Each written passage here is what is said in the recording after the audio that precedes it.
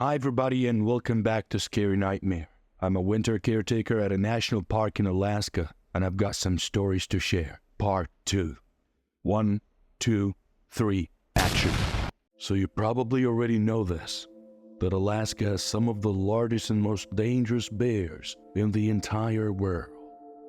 Fortunately, the Kodiak and the polar bear aren't generally found inland up here, but we still have more than our fair share of grizzlies and large black bears, both of which are apex predators and will make quick work of the unwary or unprepared.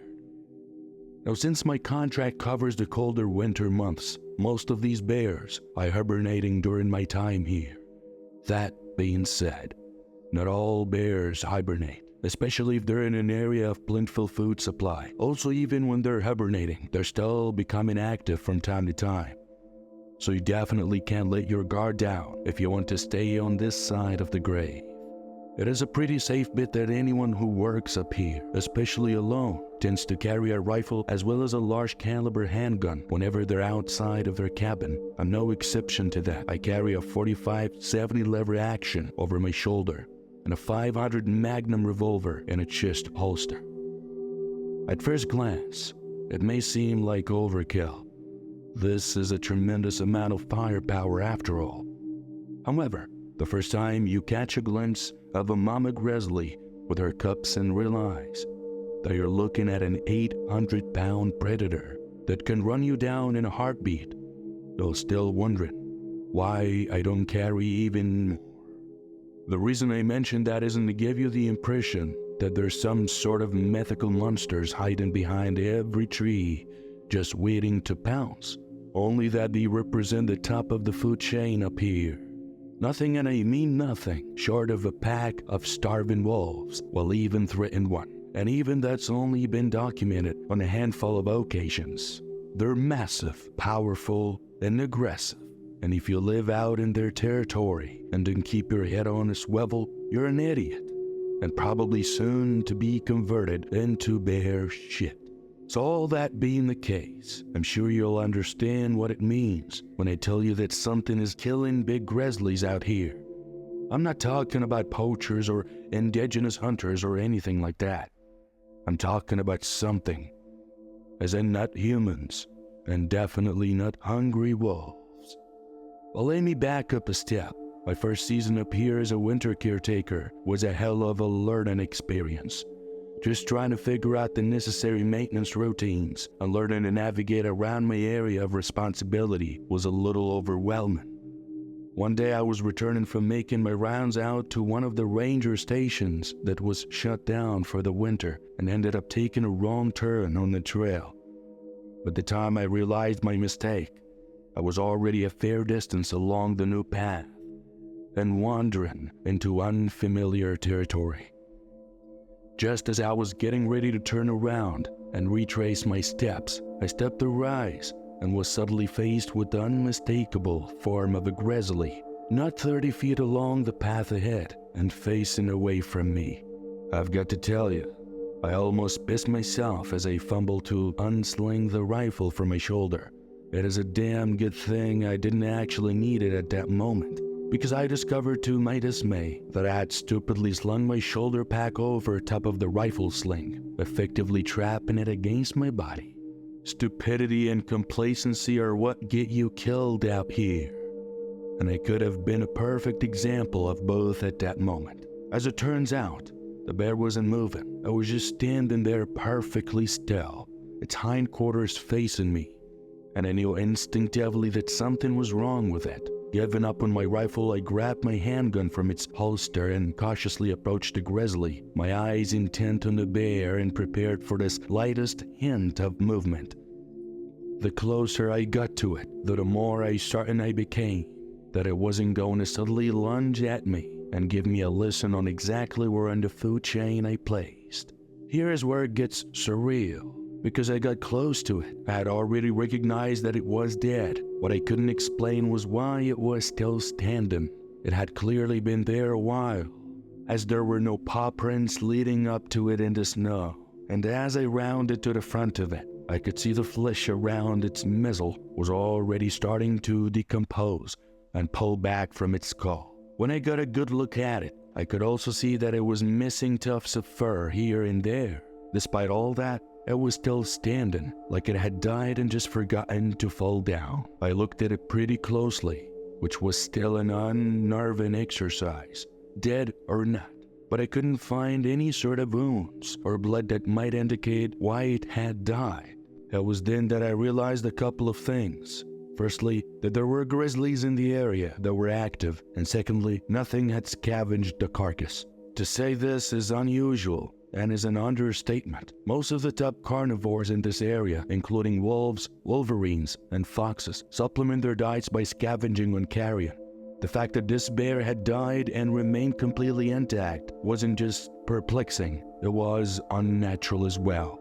I reported the find to the ranger station and heard back later from Rick that there had been nearly a dozen other similar discoveries within that general area in the last 2 months. The NPS had even brought in some fancy zoological pathologists from Anchorage to figure out what had killed the bears. They spent 2 weeks in the field, with the rangers examining the carcasses, and then one morning, they were just gone. They had apparently been abruptly recalled without so much as a by your leave.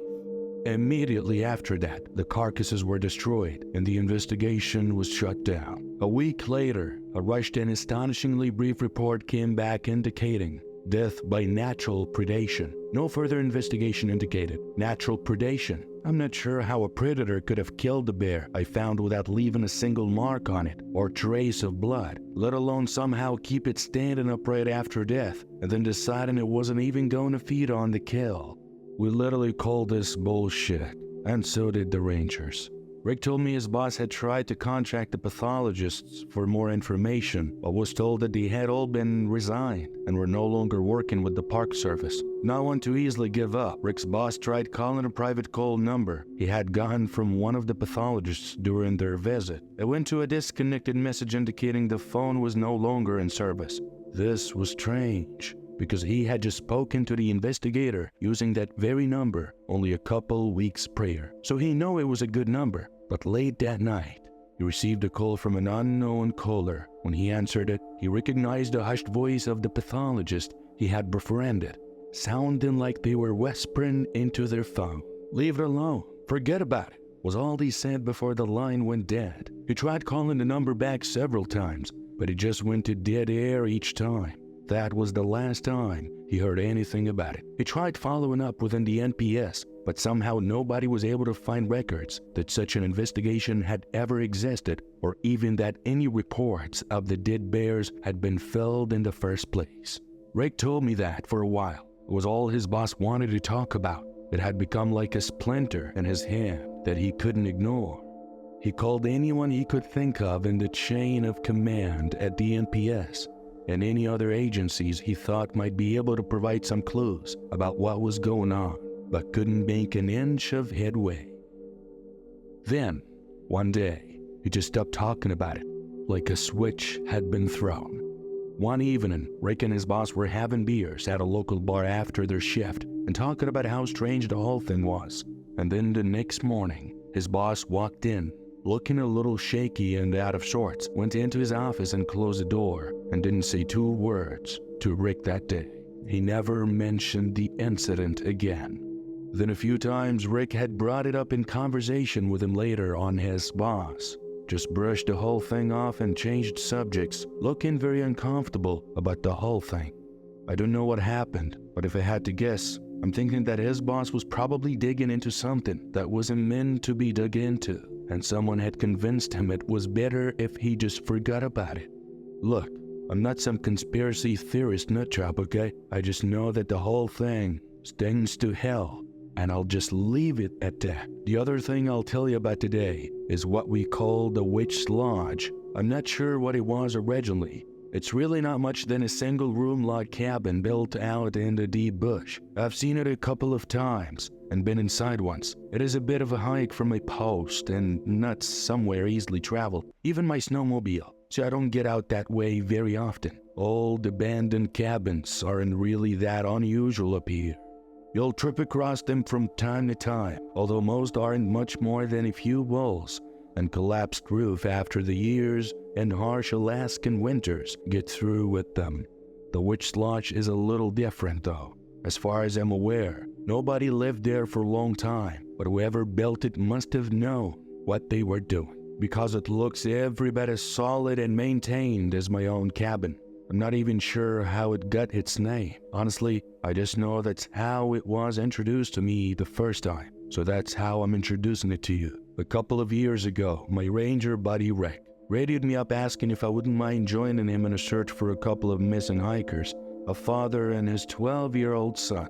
I'm just a caretaker. I don't normally participate in ranger or search and rescue related activities, but apparently there wasn't anyone else available to accompany him on that day, and he had gotten a lead that the hikers may have been heading out into my section of the park. In S&R efforts, especially during the dark Alaska winters, finding someone quickly is critical if you want to find them alive, so he wanted to follow up on it sooner than later. Of course, I couldn't exactly refuse to help him, especially knowing one of them was just a kid. So a couple hours later, I found myself trailing behind him through the knee-deep snow. We moved along a semi-familiar path for a while before he turned left at a fork, and we started making our way along another that I wasn't familiar with. He seemed like he knew where he was headed, like he had a particular destination in mind though, and we really didn't talk much during the hike. We stopped a couple of times to rest and sip some hot coffee from our thermoses, but even then, we were both quiet. I think there was some sort of a dark cloud hanging over his mood. I could see it in his narrowed eyes and drawn brow. It was infectious, and soon started manifesting itself in the back of my own mind. An hour later, we came upon the place. I was surprised to see this perfectly preserved little cedar log cabin, just sitting out here among the trees and looking for all the world like someone would come out walking out of the front door at any moment. Something about the place seemed off, though somehow I knew that nobody lived there, that nobody had lived here in a long time. I cannot explain it, but at that moment, I had the strange feeling that we weren't welcomed here, like something was telling me to turn around and head back while I still could. Before I had the chance to open my mouth about it, Rick turned to me and pointed towards the closed front door, where I could clearly see the boot prints at its threshold. "Come on," he said over the wind that had just blown up, and I could see the grim set to his expression before he turned away from me and started making his way towards the door. I noticed that he had drawn his handgun, so I did the same, though I had no idea why. We reached the entryway to the cabin, and he put his hand on the latch. Before he lifted it, he paused and looked back at me with the same dark expression. Then he said, "We're gonna have to look inside. If there is nothing to be found in there, fine, we will just turn around and head back to your cabin for a couple glasses of whiskey by the fire. Maybe the other groups will find them then." His eyes fixed hard on mine, like he wanted to make sure I was paying damn good attention to him. "But if we find anyone other than this idiot hiker and his kid inside, we're not going to look at them, and we're not going to say a single word to them. Understand? Even if they talk to us first." I nodded at him, more confused than anything else, but that wasn't good enough. Then he said, "I need you to say, John, just to make sure you understand what I'm telling you." And the set of his eyes was so serious and determined that I repeated his instructions back to him without a second thought. When I did, he gave a brief nod and lifted the latch, pushing the door inward. We stepped through the doorway into the darkened room beyond. As soon as we did, I was overwhelmed by the stench of decay, mixed with strong scents of herbs and something else, something sickly riding just under the surface of all of that. My eyes had just started to adjust to the dim light of the interior, but I was able to make out the sparse furnishings of the room. An old rickety table with a solitary low-backed chair in front of a cold stone fireplace. Along the far wall, I thought I could just make out a cot, but I couldn't be sure. "Damn it, it happened again," Rick said, almost under his breath, and a tone of warning in his voice drew my attention immediately. I turned to find him kneeling next to the desiccated husk of a man's body, dressed in gray snow pants and a red-down jacket. Slumped back against the wall, it looked like it had been there for years, as I stumbled backwards in shock without realizing it. Then I was like, "What the shit?" I exclaimed, not really knowing what else to say. Rick picked up something that was resting on the floor near the man's skeletal hand, looked around briefly at the room, and then nodded to the door. Time to go. I'll let the S&R team know that we found the hikers, he said. I was more than a little confused. The body we were looking at was almost mummified. It had clearly been there a long time, and I told him as much. Not to mention the fact that there was only one of them. If it was possible that this was the father, that still meant that the son was somewhere out there. It's too late, John, was all he said, pressing something into my hands as he passed me and stepped out the door. I looked down and realized I was holding a small notebook, like the kind a person might keep in their pocket just in case they needed to write something down. Numbly, I flipped it open. It was mostly empty, except for the first 2 pages, which were scrawled in a sloppy cursive and pencil. I don't have it anymore, so this is going to be as well as I remember it, but it should be close enough that you get the gist of it. We found her cabin. God, I wish we hadn't. Nathan's gone. She took him. I've been wandering around in here for days, but I can't find my way out. I haven't seen Nathan or her since that first day. My boy is gone. How can I not find my way out? What's happening? I can hear her whispers taunting me. It's always just a little further forward, around the next corner. I don't understand any of this. I'm so sorry. As it turns out, we did end up heading back to my cabin. Rick radioed the SR team that he'd found the hikers in the lodge, and the person on the other end paused a long moment before replying with a simple acknowledgement. No questions, nothing else. Just acknowledged Rick. We didn't say much to each other that night. We just sat in front of my fire and drank the rest of my Jameson until we both passed out. We returned to consciousness the next morning. Rick had already gone up and left. We haven't spoken about it since that day. The notebook was gone when I woke, so I assume he took that with him. Clearly he knows something about what happened, about that cabin, but I've never asked him about it. I'm not sure I really want to know. It's absolutely hard enough to sleep at night out here sometimes. To be continued.